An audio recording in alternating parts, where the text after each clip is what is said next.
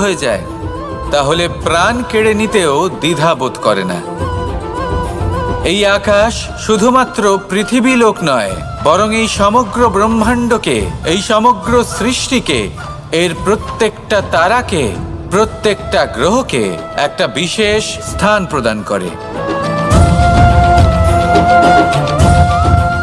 এর নিজের কোনোই অস্তিত্ব নেই, কিন্তু সকলকে অস্তিত্ব প্রদান করে। এটাই হলো এই আকাশের মাহাত্ম্য। এই আকাশই হলো মাহাত্ম্যের প্রতিরূপ, যা আমাদের ভাবনা দ্বারা উৎপন্ন হয়। আপনিও আকাশের মতো এই বোধকে আপন করে নিন। আপনার জীবনও আকাশের মতন মহান এবং বিশাল হয়ে উঠবে। আর তখনই মন সুপ্রসন্ন হয়ে বলবে, রাধা রাধা। আপনার থেকে বড়, আপনার থেকে মহান হলেন সেই গুরু। এটা কি আবশ্যক যে সেই গুরু কোনো ব্যক্তিই হবেন? কখনোই নয়। গুরু হলেন একটা তত্ত্ব, গুরু হলেন একটা শক্তি। গুরু একজন ব্যক্তি হলে শুধুই একজনই হতেন, কিন্তু তা নয়। গুরু হলেন একটা অনুভূতি, গুরু হলেন শ্রদ্ধা। গুরু তিনি যিনি আপনার ব্যক্তিত্বের পরিচালক হন। গুরু তিনি যিনি আপনার ব্যক্তিত্বের নির্মাতা হন। আপনি কখন, কোথায়, কোন স্থানে, কি রূপে গুরু লাভ করবেন আর কি শিক্ষা লাভ করবেন তা নির্ভর করছে আপনার মানসিকতার উপর, যে আপনি সকলকে কিভাবে আপন করে নিতে পারেন। যদি আপনি গুরুকে আপন করতে চান, জ্ঞানকে আপন করতে চান, তাহলে আপনার মধ্যে শ্রদ্ধা জাগ্রত করতে হবে, সামর্থ্য জাগ্রত করতে হবে। আপনি গুরু এবং জ্ঞানকে আপন করে নিতে পারলে তা এমনিই আপনাকে মহান করে তুলবে। তাহলে আসুন আর আমার সাথে ভালোবেসে বলুন, রাধা রাধা। এই সংসারে এমন কিছু মানুষ আছেন যাদেরকে আপনার ভালো লাগে, তারা আপনার প্রিয়। আমরা চাই ওনারা আমাদের কাছে থাকুন, আমরা ওনাদের কাছে থাকি। এবার সেই ক্ষেত্রে আমরা তাদের ভালো ভালো উপহার দেওয়ার চেষ্টা করি, কারণ ওনারা হলেন আমাদের প্রিয়। আর তার বদলে আমরা আশা করে থাকি যে ওনারা আমাদের একটু সম্মান করবেন। এবার এই মানুষজন যারা আমাদের প্রিয়, এদের আমরা একটা উপহার দিই। সোনা দিয়ে থাকি, আভূষণ দিয়ে থাকি, হিরে মুক্ত দিয়ে থাকি। কিন্তু যদি ভেবে দেখি, এই সব কিছুরই একটা মূল্য আছে। ভেবে দেখুন, আপনি কি তাদের এমন কোনো উপহার দিতে পারেন যা কিনা অমূল্য?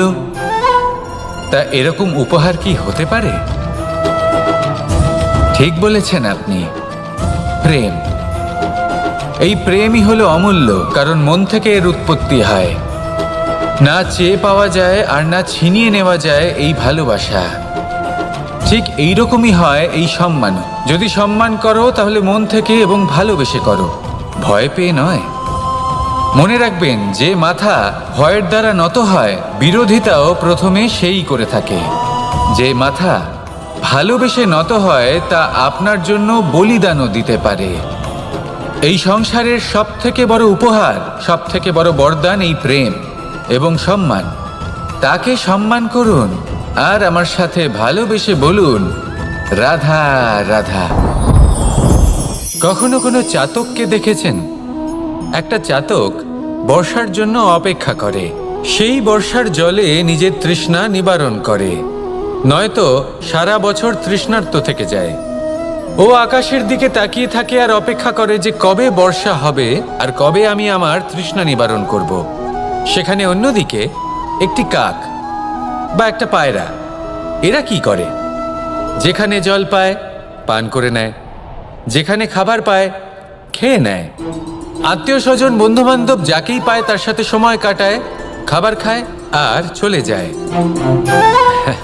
এবার এদের মধ্যে মিল কোথায় আর পার্থক্য কোথায়? দুজনের কাছেই ডানা রয়েছে, দুজনেই উড়তে পারে। এই আকাশ হলো ওদের, খাবারের দানা ওদের। পার্থক্য হলো তাদের অভিলাষার, পার্থক্য হলো তাদের আকাঙ্ক্ষার, পার্থক্য জীবন যাপনের ধরনের। এবার যত বেশি আকাঙ্ক্ষা থাকবে, যত দামি জীবনযাপন করার ইচ্ছে থাকবে, তত বেশি কষ্ট আপনাকে সহ্য করতে হবে। আবার অন্যদিকে জীবন যত সরল হবে, জীবন যাপন যত সরল হবে, সমস্যা ততটাই কম হবে। তাই সবসময় চেষ্টা করবেন আপনার মানসিকতা এবং আপনার জীবন যেন সরল হয়। ভালোবাসতে থাকুন। যদি কেউ আপনাকে ভালোবাসে, তাকেও আপনি ভালোবাসা ফিরিয়ে দিন। তাদের সাথে কথা বলুন, কিছু তাদের কথা শুনুন, কিছু নিজের কথা বলুন। দেখবেন সকল তাপ উত্তাপ দূর হয়ে গেছে। এটাই তো হলো জীবনের সারমর্ম। তাই প্রেমে থাকুন, ভালোবাসুন, আর ভালোবেসে আমার সাথে বলুন, রাধা রাধা। ক্ষমা একটা অত্যন্ত সুন্দর শব্দ, আমার খুব প্রিয় শব্দ। কিন্তু এই ক্ষমা কখন আর কিভাবে প্রয়োগ করতে হবে সেটা বোঝা প্রয়োজনীয়। এক, যদি আপনি কোনো অন্যায় করেন আর ক্ষমা না চান, ক্ষমা প্রার্থনা না করেন, ক্ষমা চাওয়া থেকে এড়িয়ে যান, তাহলে তাতে আপনারই ক্ষতি হবে। কিভাবে? ক্ষমা না চাইলে মনের মধ্যে অহংকার জাগ্রত হয়, আর অহংকার তো প্রকৃত অর্থে আমাদের ক্ষতিই করে। দুই, কেউ যদি অপরাধ করেন, আপনার থেকে ক্ষমা না চান, তাহলে তাকে ক্ষমা করবেন না। ক্ষমা হলো অত্যন্ত অমূল্য, আর না চাইতেই কাউকে ক্ষমা দান করা এটা উচিত নয়।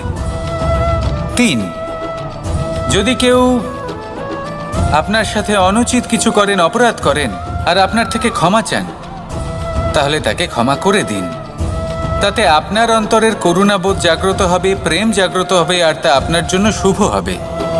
চার, যদি আপনি নিজে কোনো অপরাধ করেন, তাহলে অবশ্যই ক্ষমা চাইবেন। তাতে আপনারই লাভ হবে। কিভাবে? সামনের ব্যক্তি আপনাকে ক্ষমা করুক